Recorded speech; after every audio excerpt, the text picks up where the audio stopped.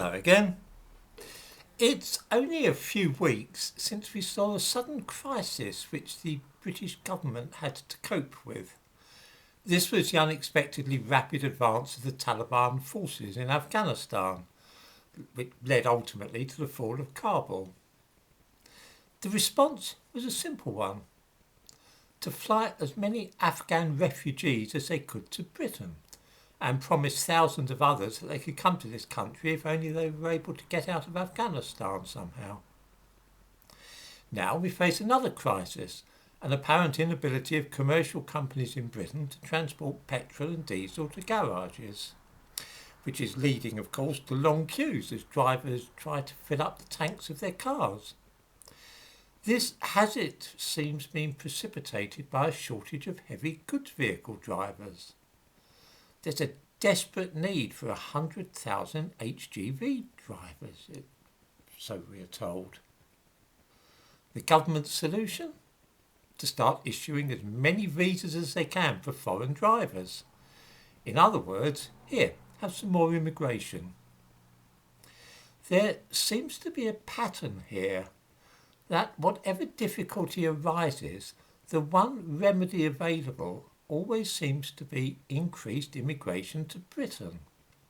Rioting and disorder in Hong Kong?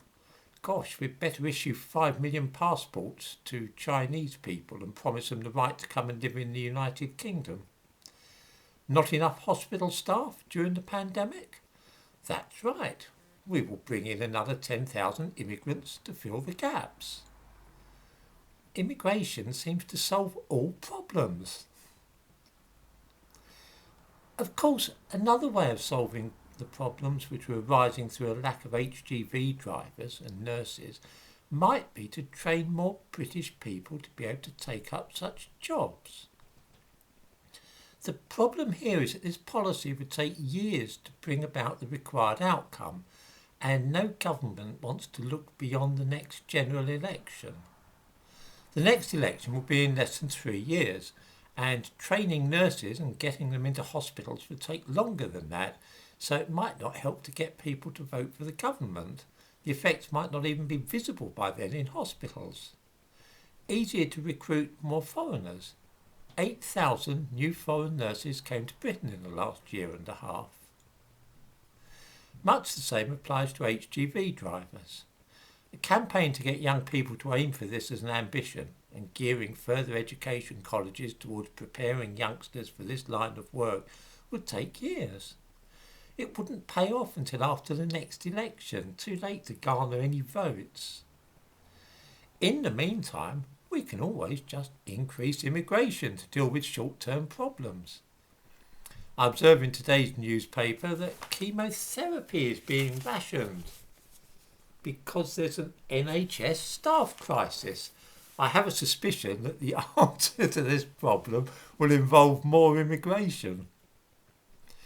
Precisely the same consideration about public opinion and electoral prospects is preventing firm action being taken against the tide of illegal immigration which is taking place in the English Channel. The government could, of course, stop this next week if they were determined enough, but they don't wish people to say that they are being heartless or racist, because such accusations harm them politically. Suppose lives were lost during such an action before a by-election. Disaster.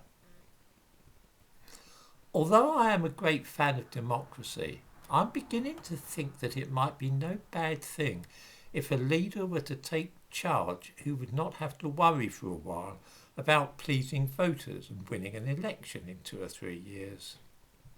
Somebody who could take resolute action to save Britain from the awful state into which it is currently sliding.